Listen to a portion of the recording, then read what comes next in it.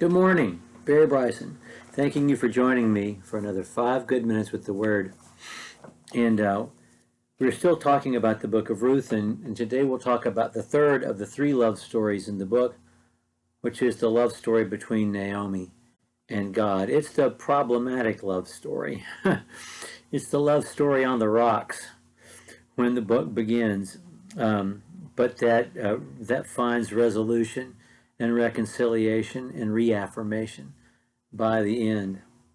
I said yesterday, in looking back at the first love story, that if we wanted to know what agape love meant, we should look at the love between Ruth and Naomi. But every one of these love stories is about expressing agape love in its different contexts between members of this, between family members, people that you love, between a husband and wife, and between us and God. And we also said our very first day that this book is paired with Job as being a theodicy, as being a book that talks about and demonstrates against human reason the righteousness of God, as Job does. This book is every bit as deep as Job, and in some ways it is deeper than Job, because Job asks that one question, whereas the book of Ruth not only asks that question, but asks what love is, and then demonstrates how love is itself the demonstration of God's righteousness. So anyway, let's talk about Naomi and her love of God and God's love of Naomi. And I want to ask 2 questions. The first one is, does God love Naomi? Because at the beginning of the book, Naomi does not think so. She thinks that all the bad things that have happened to her, that having to move to Moab, which did they have to move? Was that a faithless act or not? I don't know. Moving, but it was a decision that her husband made, by the way. Moving to Moab, losing her husband, losing her 2 sons, was all something God has done to her. When she tells her daughters-in-law to leave, she said, "No, my daughters, it's harder for me than for you, because the hand of Yahweh has gone forth against me." And then when Ruth won't leave, she says, "Look, your sister-in-law has gone back to her people and her gods. Return after your sister-in-law." This is not just a rejection of herself in Ruth's future, but a rejection of Yahweh in Ruth's future, a rejection that Ruth will not accept, because she says, "I'm going to go where you go. Your God's going to be my God, and Yahweh's going to be my judge."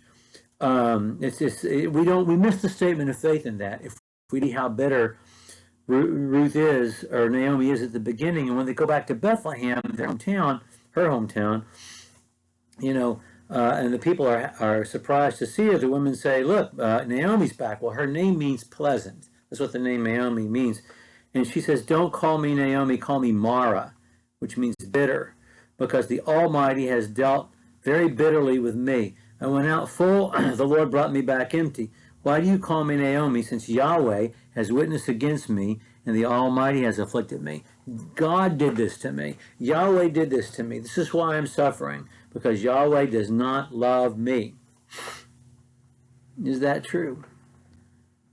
Well, she goes back home and she starts observing the law that Yahweh himself has provided, the Levirate law, Deuteronomy 25, the law of gleaning in Leviticus chapter 19, the social safety net that God himself provided for women who find themselves in this state of abandonment.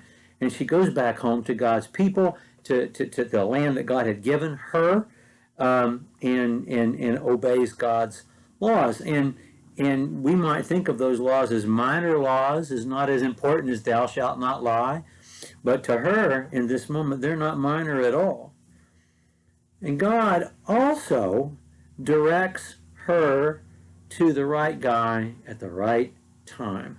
These are the days when the judges judged. Who protected her on the road? 2 women alone, all the way home back to Bethlehem, 70 miles or so. And who guided Ruth to the right field on that fateful morning when she went out for the first time to glean?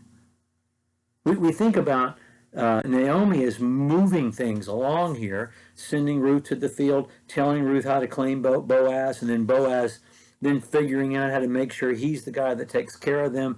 But who's the one who brought Naomi home safe with Ruth? Who's the one who guided Ruth to the right field, to Boaz's field in the first place? And we know the answer to that, and so do the women of Bethlehem, because it says in chapter 4, verse 14, the women said to Naomi, "Blessed is Yahweh, who has not left you without a redeemer today. May his name be famous in Israel." Yahweh is the one who loves you. Yahweh is the one who's brought you the happy ending. He has been moving events. He didn't make you go to Moab. And not everything that bad happens in this world happens because God has intended for it to. We have free will and we have choice. Bad things happen in a sinful world. But God has taken care of you. Does God love Naomi? Yes. I mean, that's the conclusion of the text. God loves Naomi. Does Naomi love God? Well, she said a lot of terrible things about him.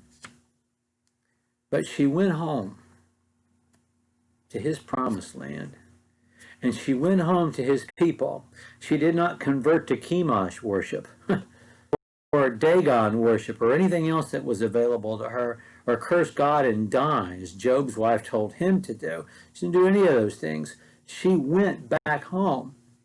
And then she remembered God's law, and she was obedient to God's law, the Levirate law, and the law of gleaning. The laws God gave to protect her are the laws that she observed.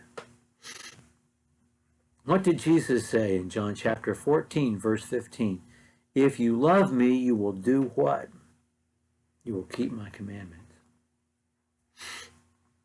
And did Ruth, even in her anger and her bitterness on her worst day, did Ruth love Yahweh? And I think the only way we can answer that to that question is yes, she did.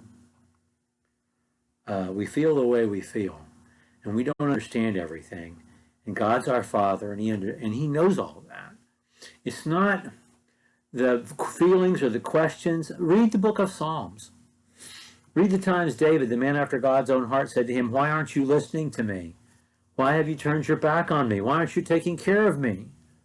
It's not feeling that way. It's not holding on. Because every time David felt that way, he said it to God. And when Ruth felt that way, or Naomi felt that way, she went home to God's place, to God's people, and she obeyed God's law. And so, yes, Naomi loved God. Well, we'll get into the text tomorrow. Thank you for joining me for nearly 8 good minutes today.